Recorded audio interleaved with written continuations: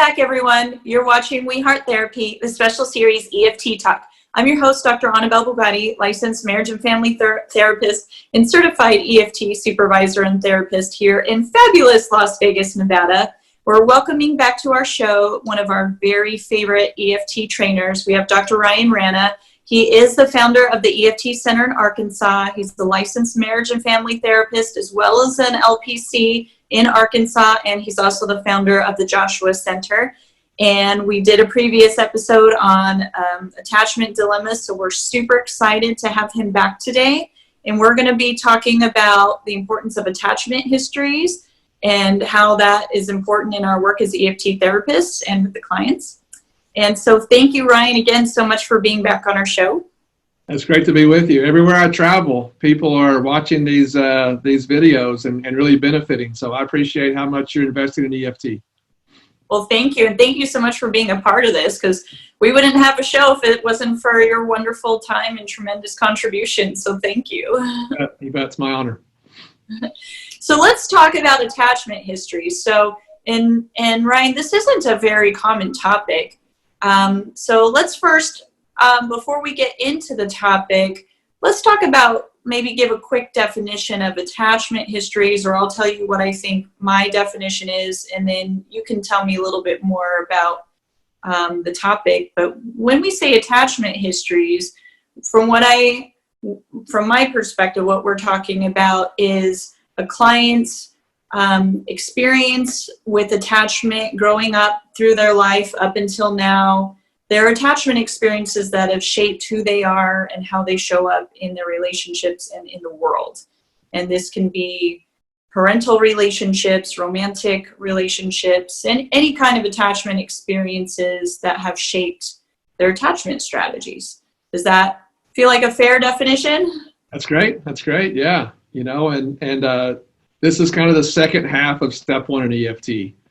Right, is doing the attachment history. And the reason I picked this topic, one, you've already got so many great topics covered on your channel here.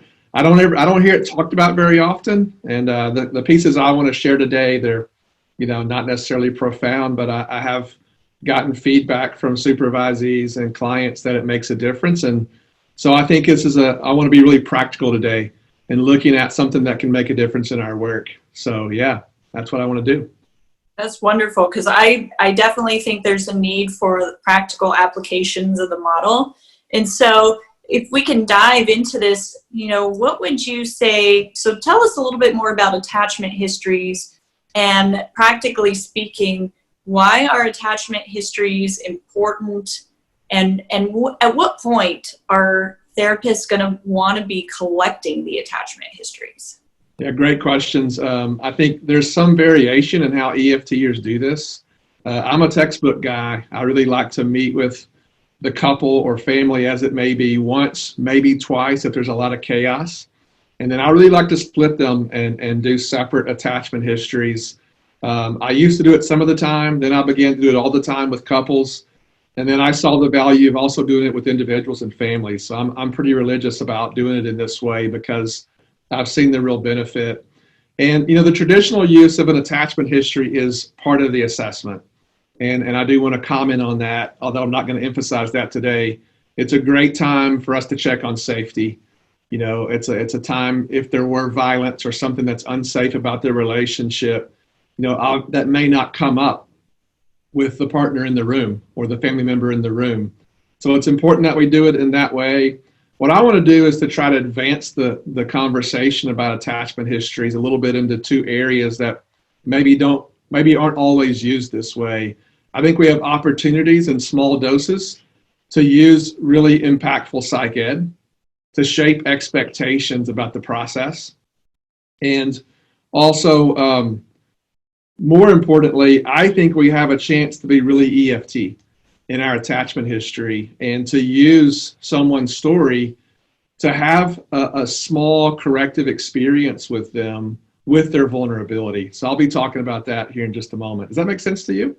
Absolutely. I couldn't agree more. And oftentimes when I do my attachment histories, I'm already connecting dots for the clients. Like, oh, so this happened to you. I'm doing kind of like my step 4, like, connecting that to the significance of the relationship, like, oh, this makes so much sense. So you're telling me you had this experience and how that would play out today, and, really like digging out those attachment themes. And a lot of my couples walk away from their attachment history already having new dots connected. And they're like, wow, that was so like, I never really understood these things about me before, Exactly. Well said. Yeah. And the way I introduce it is, I need to ask you, kind of 9 to 10 questions here. And what I'm looking for is what lessons your body took in about how to respond to distress and about bonding, specifically around comforting, right? So that's something, that's the way I say it. I like to use the word body because it's not necessarily awareness, and it's very real. It's a very physiological response. We know that attachment is a survival instinct. How people seek proximity or reject proximity. Oh, those are all attachment variables. And so that's what I ask people for. I tend to say the period of time I want to focus on is before you met your partner, if it's a couple, and really looking at the lessons that your body took in during that time.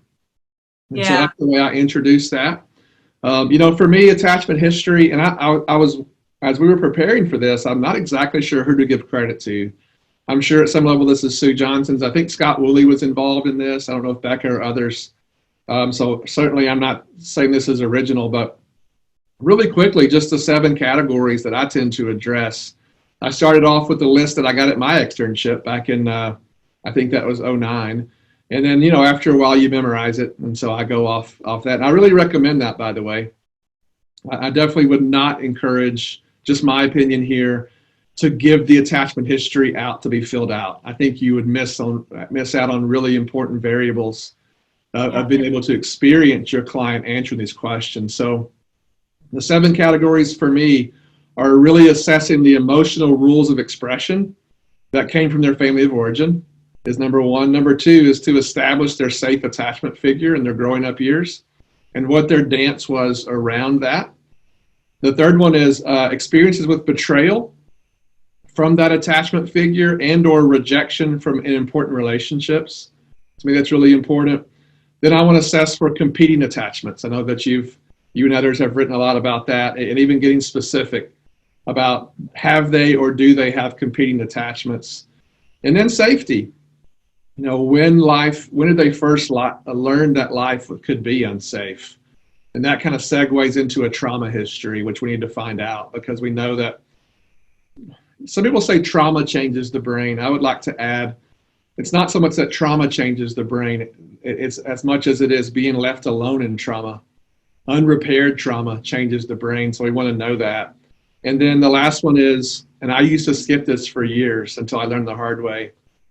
The last question for me is, for this experience in therapy to be successful, I've got to be able to go with you into places that aren't so comfortable. So what do you need in this relationship, therapist to client, for you to feel safe? What do you need me to know? And about 40% of people they're like, nothing, it's fine. But about 60% of people give me really great responses right there. So I would encourage people to not skip that question.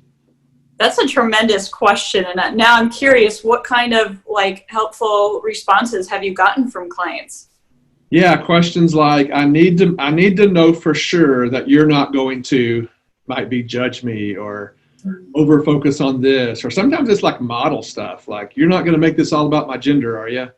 Or sometimes cultural things will come forward. I'll have people, when I'm working with someone from a different race or different maybe lifestyle than me, they're able to ask about that in that moment, which is 100% a win. Anything that they tell me is really, really helpful.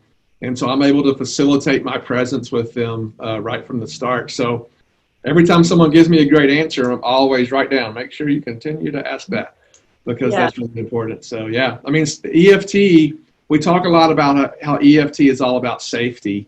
And in some way it is, but in some way it's not. EFT is about establishing safety so that people can take risks. Because if our clients won't take risks, there won't be growth. That's exactly right. And that's kind of, and you touched on this before about setting up expectations, is I let clients know that I I know how to curate safety in our room. So of course it's very common that at first, through the first part of our sessions, that the only time you'll notice each other taking risks is when you're here in my chair. But I hope to help you guys learn how to curate safety together. So when you're at home, you can curate these moments and create enough safety at home in the outside world to start taking these risks together. And so that also helps get the pressure off of me, where it's like, not all on me to create the change, and puts it back where they have to take responsibility for doing the work outside of the session to see growth happen. That's great. That's great. And I love that as a goal. I love that as something that we communicate to them. I also think it's great to, kind of like we talk about in EFT, it's one thing to talk about safety. It's another thing to have an experience of it. And I think attachment history is one of our first opportunities to really give people an experience with us of being safe, of being caring, nurturing, whatever, responsive, whatever words you want to use in their vulnerability, because it's really impossible to answer these deeply personal questions without accessing vulnerability. And it's a huge mistake for us to be in assessment mode during attachment history. This is major therapeutic land. In fact, a lot of the work will re-enter these places during hard moments of therapy. So I think that's maybe one of my main messages, is just to encourage therapists, particularly maybe newer therapists, not to go into assessment mode. I remember I used to work in an agency. We did a 24-page survey of assessments, and we, it was just digital. We were like in a hurry. And to me, that's a huge mistake here. This is way too personal. And your clients learn to expect you to respond to their inner world based on how you're responding to their responses from these questions. So I think it's really important to be intentional with how we respond.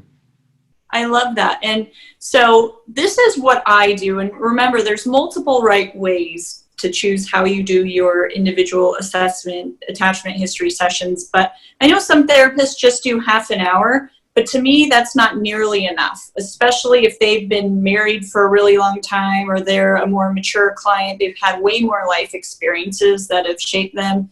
And I don't want it to feel like an assessment. I give each person a whole session just for themselves, and I use it to build alliance and rapport. And I go in, and honestly, the first question I ask is, tell me, where you were born or grew up. Because it's going to tell me a little bit about their culture. And, it feels like more of a, let me get to know you in a way that feels less like I'm studying you like the frozen caveman, right? I want it to feel like a natural conversation, which will help build that tone of safety. Like, you're not scary, okay, I can start opening up and telling you about these key moments in my life and my history that have really impacted me.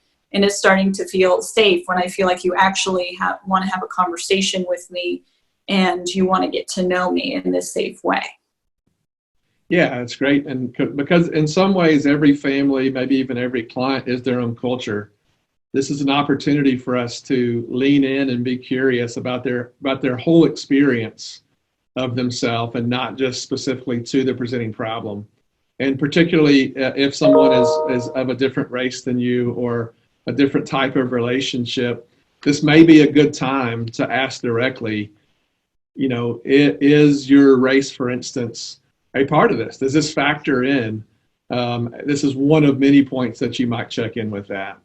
Yeah, it's so important too, because, if you've had a client who maybe is first generation born in the United States, or maybe wasn't even born in the United States, they'll say, for example, maybe I was born in Korea, I'll ask them, how much is that, the cultural values and norms was that a part of your life even when you came to the US? Is that still an active part? And I get to learn about their culture, and they're telling me, patriarchal and this and that, so they're giving me really key information as to some of their attachment experiences. Exactly. Nice. All right. So just kind of jumping in and getting practical here, the two takeaways that I want to leave our group with, there might be more than that, but one is to use their answers as a way to predict the process. To me, we can't get risks until we can get safety. And one of the ways to to get safety is to be able to help people have a sense of safety or control. So the way I think of it is, if I'm on a plane that's going to experience turbulence, I like for the captain to come on and to say, hey, be seated here, buckle your seatbelt. I had one recently where the guy said, we're going to have about 12 minutes of turbulence. I don't know how he determined that, but I liked it. It made me feel safe to go, I know what's coming. And so for example, the first segment that I listed out was, what are the emotional rules in your family of origin? And by rules, we're talking about good old systems theory here, where it's like, this was the norms of how things were in your growing up years, which kind of governed your expression. You can do this and can't do that. So question one for me, or question two, whatever order we're in here, is, how did you know when one of your parents was angry in your growing up years? And you can get every question under the sun. And then the next question is, how did you know when one of your parents were sad or afraid?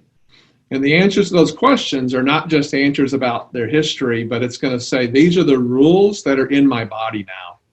Right. So sometimes people say things like, I would have never known any of that, which means they had a very avoidant family system.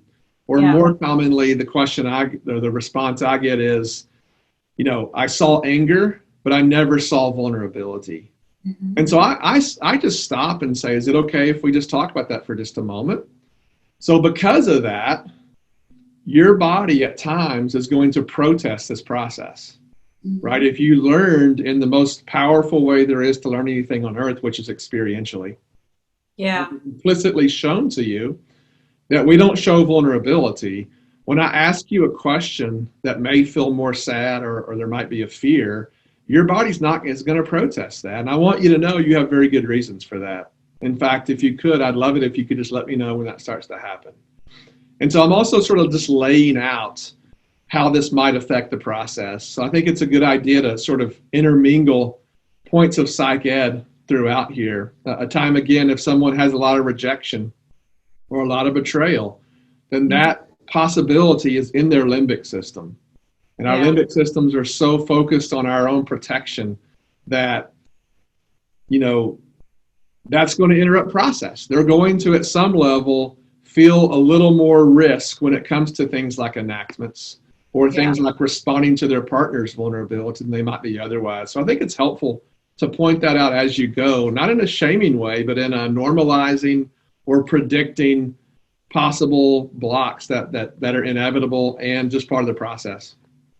You say so many really good things here, and my wheels are spinning, and I'm thinking of some things that have come up for me in this, in getting this. And some of it is, you'll have clients who say, well, these things weren't taught explicitly to me. So, you may have to, say, well, maybe it wasn't like your family didn't sit around the dinner table and say, we're not going to talk about emotions, but you learned this by the way everyone interacted with each other. And I'll say some things like, did your family talk about family problems? Or did it feel more like the parents kind of went away and you were shielded? Or did it feel like they over talked about it? Or, just a variety of ways. And, one of the other things that I find is, be careful around clients who will say, oh, everything was fine, everything was good, I had a good upbringing.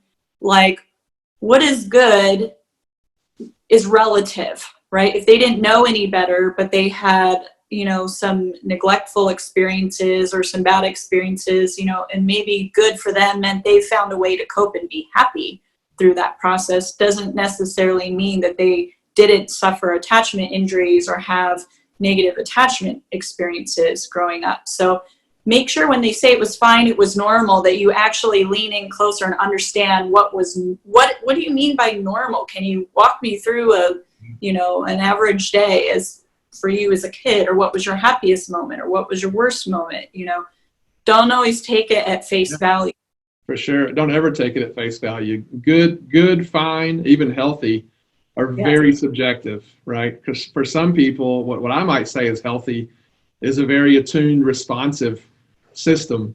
But for some people, it's like, well, if you're not a criminal. So you really want to unpack what that means, for sure. Well said. I had a mentor who used to say, if you grew up in a really poor place eating rats for dinner, you don't know it's rats, it's just dinner. right? Yeah. And so people's experience with attachment is really, really subjective and varies.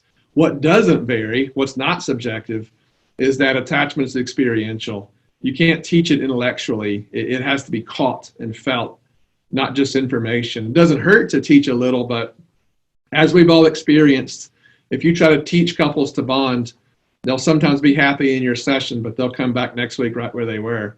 So Yes. until we get that corrective experience online, we're not really moving the needle. Which is so important, because this is another thing I've learned to ask in attachment histories is I've had clients who have said, yes, I had, a parent who was available for me, but I've learned to ask, if that person was available, did you go to them? Because I've actually had clients say, I had a parent available who, said, everything was welcome. If I had a sad day or a hard time, I could come to them, but I did not go to them. And I want to find out, so you're saying you had an available attachment figure, yet you weren't seeking them out. That's a very, very important piece of the pie, of the puzzle there, to know what was the holdup there. What stopped you from going to that person and seeking them out, and what did you do alternatively? Because that's going to tell you a lot about their coping strategies. So I've learned, ask that question. Yeah, awesome. So let's jump in if we could and go to that. For me, it's the fifth question on the form that I use, or question E. We've got it lettered out. As kind of an aside here, so I get asked to teach parenting classes on occasion. It's not really my primary thing, but after I learned this in EFT years back, I use it every time now. I'll just say, hey, here's the thing. If your kids come to me in 25 years or 20 years and they're in their adult relationship and they're having trouble, I'm going to ask them this question. Here's the question. Hey, in your growing up years, when you were little and you would get hurt, maybe you would skin your knee, or maybe something would hurt your feelings, who would you go to?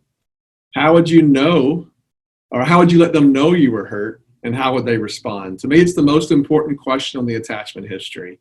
And in that parenting class, I say, I need them to have a lot of answers to that question. I need them to say, it was my parent. I need them to have memories where you pulled them up in your lap and you comforted them. Because if they don't have that, if they don't have many memories being comforted, we're going to have a two-way problem. That's kind of where I want to camp out here just a bit with you. Yeah. For one, they won't know how to take in comfort very well, because attachment has to be caught, can't just be learned.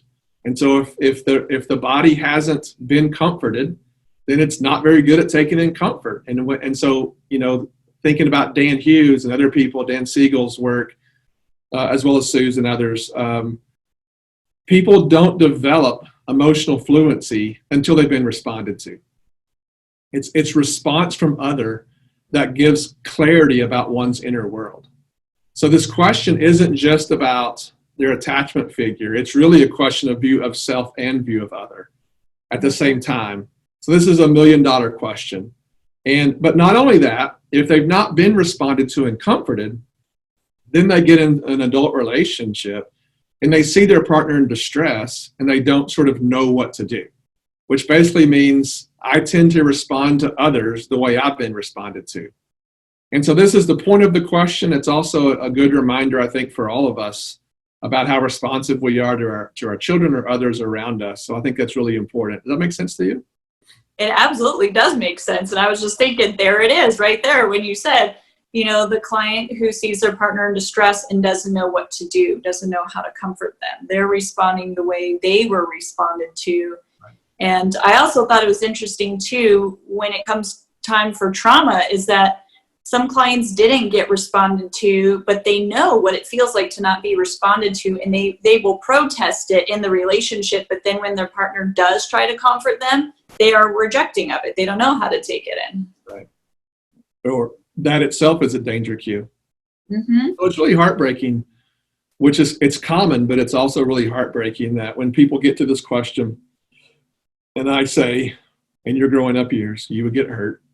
Who would you go to? How would you let them know you were hurt? And how would they respond? When the answer is, what? Nobody? I would just go to my room.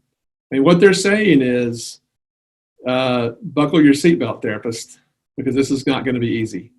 And this is going to take a long time, or a longer than maybe it would otherwise, at least, to help me be flexible with my inner world, because I don't know my inner world. It's not possible to know your inner world until it's been responded to.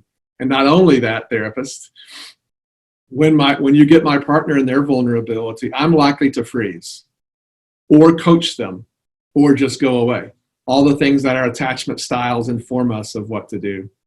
I'll tell you what, though, can we do something a little weird? Sure. Can we be experiential and do a role play on a video cast here? Is that possible? Absolutely. I'm in it. Okay. So here's kind of something I learned from a supervisee years ago that she does in her attachment history. I thought it was kind of brilliant, so I'll just share it with the group. But what I'll ask everyone to do is, everyone listening, can you be my client right now? You can see my office here. This is my clinical office. I'll give you the tour. There you go. It's kind of bright today. There's my office. So you come in my office. I'm doing an attachment history with you. We get to this question. So now you got to close your eyes. Everyone has to close their eyes. And so you're in my office.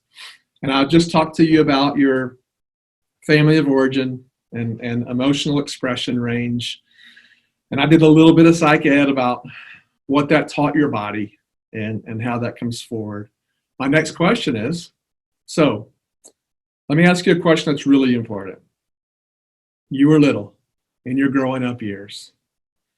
You would get hurt. Maybe you would skin your knee, or maybe something would hurt your feelings. Maybe you were lost a friend, or you had a friend that was really mean to you. Who would you go to? How would you let them know you were hurt? And how would they respond? And so they usually give me some kind of answer there. And so I listen and sort of validate that and honor that. And I say, can I do something weird with you for just a moment? So it's a funny thing, sidebar, timeout. Sidebar, in my old office, I worked on the front aisle, and I would have people open my door accidentally. So pretend right now someone opens the door, and in walks a 7-year-old little girl, and she sits right there, and we're all surprised. And we look up, and guess who it is? It's you.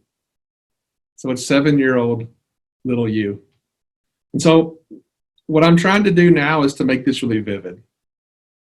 I want to say something like, what are they wearing? And so I usually get answers. It's usually a giggle at first. Silly shoes. She was really awkward. She had lots of freckles. You know, she didn't know how to dress. She was super goofy. She was clumsy.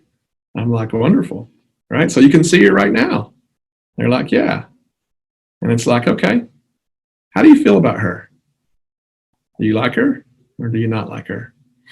Right? And then the tone sort of drops in. So other things that you can ask. What do you see in her eyes?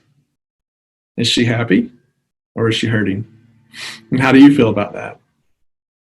Other questions you can ask are, if you had one chance, if you had 2 minutes, and we could go back to this 7-year-old, you had 2 minutes, what would you say to her? That usually brings vulnerability online. I hear phrases like, I would tell her it's going to be hard, or it's going to be okay, right? And if she had 2 minutes to come ask you, what would she ask you? What does she need right now? Right? So I would say, so that's how I do that next question. And so this is a way to get this assessment to be experiential very quickly. This is a way to get the younger self in the room. The most important piece of that is I want them to experience my presence as honoring and validating of that version that exists in all of us, if you want to call that inner child or younger self, whatever you want to refer to that as. I would say 95% of people, even big tough withdrawers, are often in some form of a tier.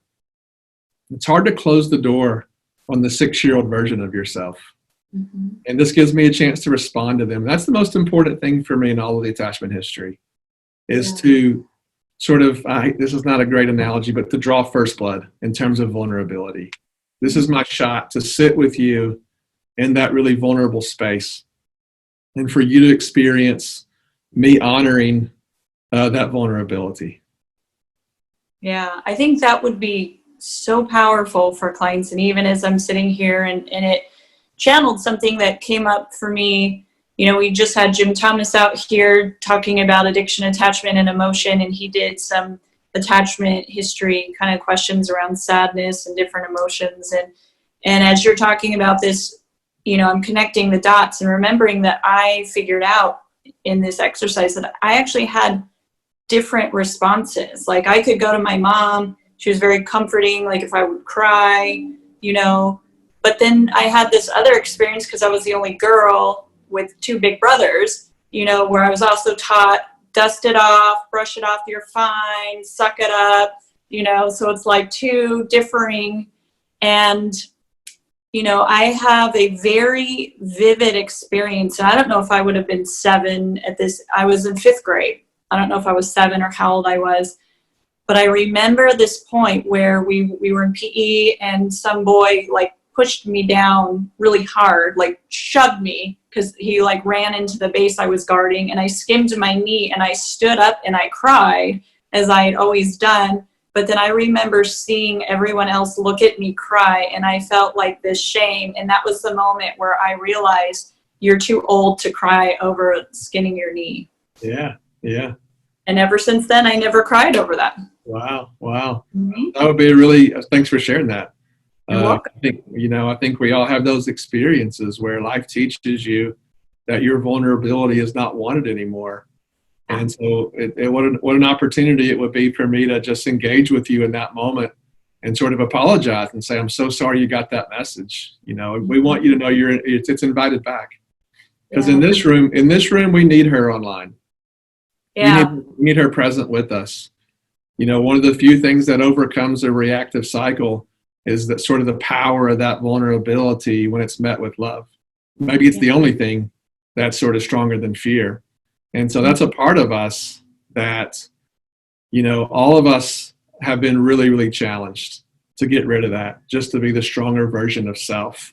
And yet we're in these relationships which really can't go on without it. And so this is a chance for me to have an experience with that girl, a chance for me to be overt about, hey, we need her. And maybe more importantly, a chance for you to feel caught by me.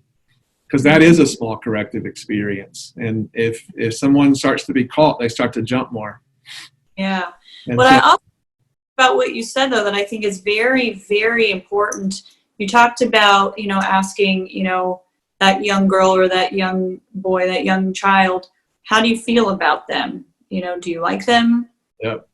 And that will tell you a lot about their self-esteem also, because again, that how we see ourselves. And when you ask that question, which is something I never asked myself about my younger self, I would say that I don't know what to think, which is very consistent with being unsure at that age as to how I fit in, being picked on and bullied in school. I didn't, I was a pretty happy kid, but at the same time, I had a lot of bullying experiences in school that really kind of disrupted my self-confidence and made it hard to feel sure about where I fit in. Yeah. And so that became very obvious when you said, how do you feel about that person? I said, I'm not really sure, because I wasn't sure how to feel about myself back then. For sure, because we get a lot of mixed messages, right?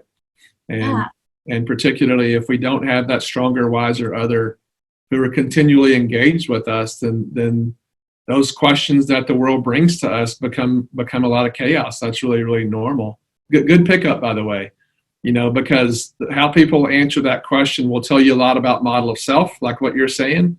It'll also tell you something about their strategies. I get a percentage of people who, and it kind of takes me off guard every time, but they'll say they hate that little girl. Right? So that tells you what's going to happen for you in stage 2. And sometimes in stage 1, which is a lot of shame, very negative model of self. It also tells you that they've usually inherited some older person's words for them. Other people are like, I love them, they're fantastic, which is kind of good to hear. Sometimes that can go with negative view of other, though, you see.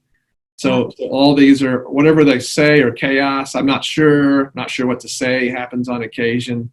But whatever it is, their relationship, what they're telling you with the answer to that question is their relationship with their own vulnerability. And you cannot win in this model without your relationship with their vulnerability.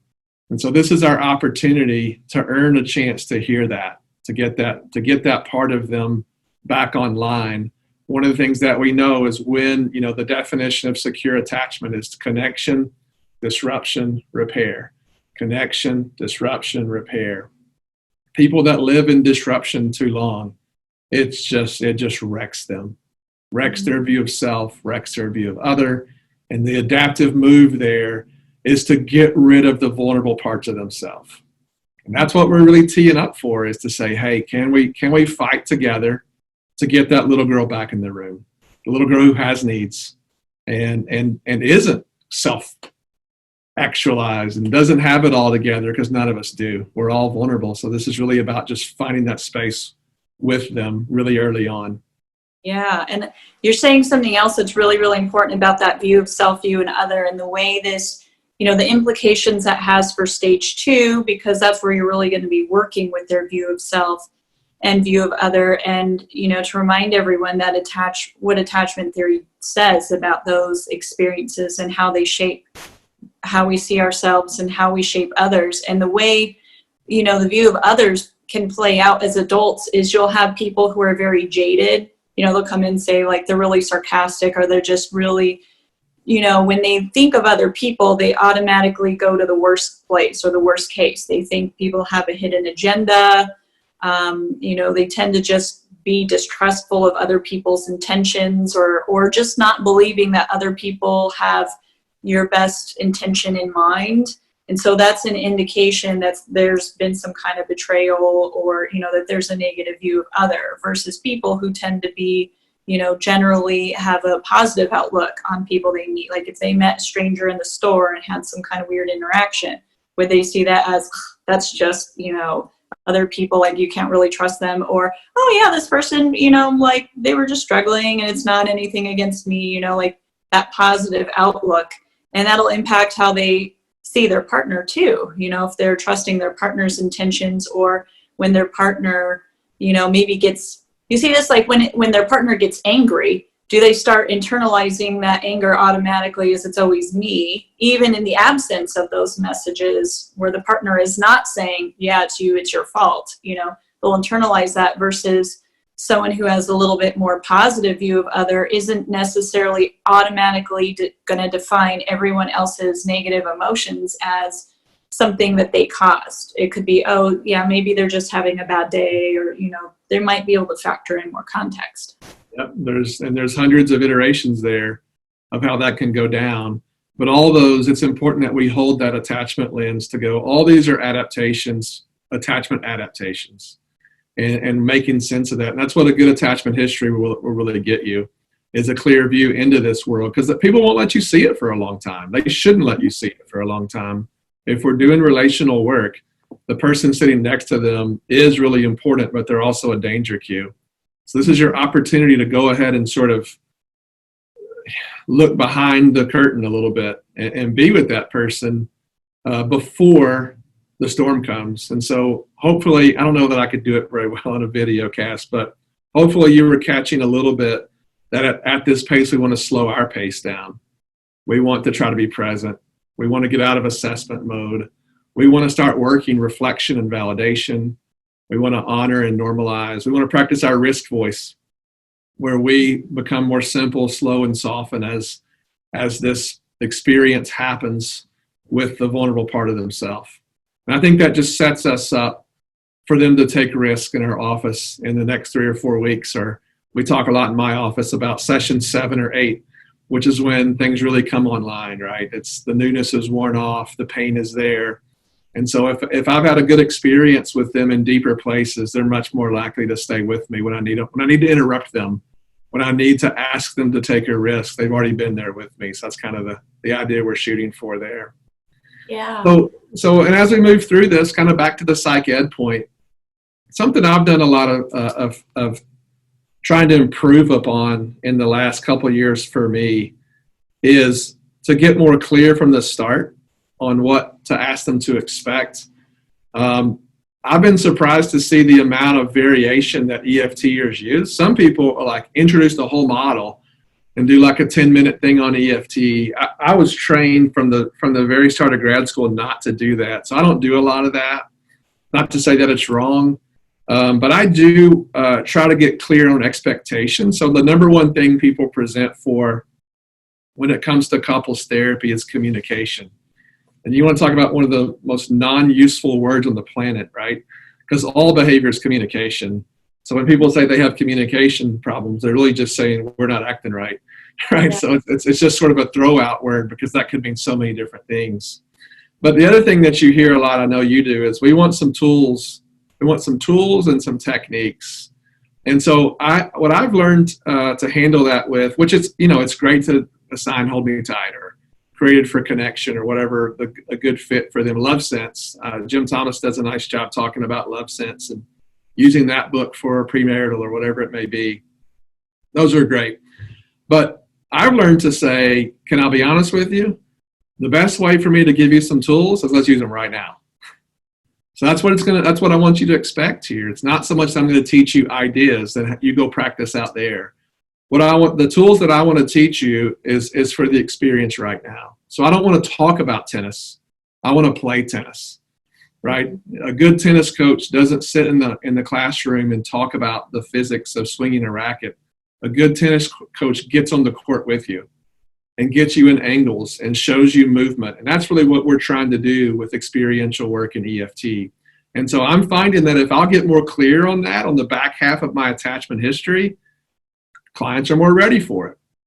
They don't buck as much when it comes to setting up enactments because I'll just say, hey, this is that place. We're going to do the tools right now. Why not do the tool when your coach is there instead of practice when he's not? Yeah. And so in earlier years, I would try to talk people out of asking for tools. And now I'm like, no, here's the tools. Let's do them right now. Can you turn right now and share? Is that making sense? I love that. I think that is a brilliant metaphor. Like, a good tennis coach isn't in a classroom teaching you about the physics of swinging a racket. They're on the court with you, showing you movements, helping you with movements. I think that's brilliant. Oh my gosh. I'm totally going to do that now. It's helpful for me, yeah. Yeah, I think that's such a good way to frame that. And I love how you say, let's use the tools right now, let's have you turn and share, that's so amazing. Yeah, it's so easy. And I don't want to get off on a tangent here. I know we're kind of running out of time, but I want to try to get away from kicking the can down the road, right? It's so easy to say things like, we're going to teach you this, or we're going to deal with that, or you need to deal with that. It's always in the future, but no one lives in the future. We're living right now. And so trying to get into the moment of the experience. And I think in the back half, or I guess you could say the front half of your attachment history, is to give them a little bit of explanation of why. And so that's my favorite way to do that. So that's how I end my attachment history. What would you add to that? That's excellent. I think everything you said was spot on and on target. And, I wouldn't do anything differently. One thing I've learned that I do ask is about their school experience. I found that can profoundly shape people, whether or not they felt accepted by other kids or if they were bullied or picked on. I remember one of my very, very first couples that I ever had right out of grad school, and I'd already taken the externship and stuff. I didn't ask about that school experience, and I took them through, the course of EFT as best as I was trained in at that time. And then, they went on, had some kids, and then they came back, and I was getting stuck in stage 2, and I couldn't figure it out. So I split them up again and did a reassessment and found out that one of the partners had been bullied severely in school, but not only like in a bad way, but when they did good things. So they were picked on for doing good things. So this person was taught to blend in and don't even put the spotlight on me when I'm getting an award or doing something good. So that helped me understand how it's so hard to even lean in and validate their experiences and say, oh, you did a really good job there. They wouldn't even take it in, right? Nice. I love that. That's great. I'll make a note of that because it makes sense because the primary years where we're developing model of self really are the school years. So that makes good sense that we want to jump in there with them. One thing I did leave out here, I'm just checking my notes here, is, when it comes to, back to that key question, if I could, just real quickly, in your growing up years, when you would be hurt, who would you go to? oftentimes the answer is, I didn't have anyone. And I've learned this, and I can't recall who I got this from. It might have just been Sue. But go ahead and push for an answer, because there always is one. It's often not a parent. It's oftentimes grandma, or I didn't have anyone. I didn't have anyone. So just stay there a bit longer. And sometimes it is my band director or my youth pastor or some figure caught them. And it's really, really important that you have that, because then I want to interview them on, okay, so mom and dad weren't safe. Your brothers picked on you. You had, I don't know, whatever, a creepy uncle, but grandma was fantastic. And so I want to interview them. What did you notice about about that relationship? Because those dynamics are as close as you have towards their knowing how to bond. Yeah, to a mom. Yeah. So just go ahead and push for that, because it's there every time. But it's oftentimes not on the surface. So sometimes they're like, oh, I can use grandma or my aunt. Yes, yeah. Absolutely you can. And there's a lot to learn from those relationships. I love that idea, because you're really creating a file of any template they had of any kind of secure attachment or healthy bonding, just anything that you can put into the file to access as a resource. Yeah, that's brilliant. Absolutely. And just kind of wrapping up, it's all about how their body has been trained to handle distress and to bond or not. Yes. And so this is a huge heads up for us as therapists to recognize how we're going to be blocked. You're going to be blocked. If I'm not getting blocked enough, I'm probably not working hard enough or not putting enough pressure on their system. And so this gives you a heads up. I had a client one time who I just asked, the first question, how would you know when one of your parents were angry? And they just said, which ones? Because they had been through, I think, 15 foster homes, and just their life had been complete chaos. So instantly that tells me, okay, I'm going to have to go super, super slow. And I'm going to have to quadruple my work on alliance. And that case was successful, but it was a hard one. And I found myself having to continually stop in session and say, here's who I am. I'm fighting for you. I'm on your team. I know it's hard right now, but no one ever fights for you in this place. And so I'm going to fight for you. Can you help me fight for you? And if I hadn't known that history and I hadn't been that overt in who I am in her life, there's no way I could have ever helped that person. So that's kind of how all this ties together for me. Yeah. So the case in point is that the attachment history is such a vital part of the work that we do together. And it gives you information about their view of self, view of other, their greatest attachment needs, any models or templates they had for bonding, how emotions were handled, how they learned to either seek proximity or avoid closeness. And all these, we'll plant little seeds that you'll see, I got to put that in my pocket, because that's definitely going to come up in stage 2, And it has incredible opportunities here to really give small corrective experiences with vulnerability. But in order for that to happen, we can't think of this as just an assessment. We have to really practice our responsiveness and attunement, and even maybe consider this possibility of a planned experiential exercise as a way to really have a new experience with someone, which can help us with later experiences that they're needing. Absolutely. And I kind of think of it as this is helping me get to know you as an attachment creature in the world. Yes. Perfect. That's important. There you go. Sometimes I'll even ask, what is it like to have me lean in close and to talk about these things with you in a way that you're saying feels safe and different right now? And they'll be like, and it's kind of a cool process. So, Ryan, you've really just given us so much helpful information today. This is so valuable. Thank you so much. Now, if folks want to find you, if they want to email you, they want to book you for a training or look to see what trainings you offer, where will they find you? Yeah, I'd love to stay connected. So I have a website and a Facebook page that are both Ryan Reyna Training. So RyanReynaTraining.com is my website, and Facebook, Ryan Reyna Training. And then You can email me, ryanraynaphd@gmail.com. And my friend and I, we talked about this just before.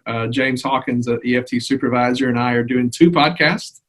So both of them are called The Leading Edge. One is Leading Edge in EFT, and the other one is Leading Edge in Leadership. And so we're excited about that. And then I'm joining, along with you, several other supervisors and George Fowler with a new website called successandvulnerability.com. So we'd love to connect in those ways.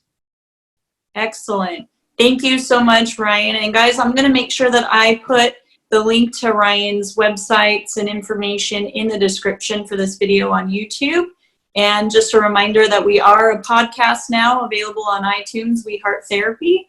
So thank you guys so much for staying tuned. Thank you, Ryan, for being on our show and just for offering your wealth of expertise and your attachment heart with us. Okay. Thanks for having me. Enjoyed it. Thank you, everyone, for continuing to watch our episodes. It's because of you that we're being successful. And just thank you so much for the helpful feedback and the reaches for support and encouragement. I so appreciate you guys. And if you have any ideas for future topics you'd like to discuss, you're always welcome to get in touch with me and let me know your thoughts. And as always, please make sure that you hit subscribe because more episodes are on the way.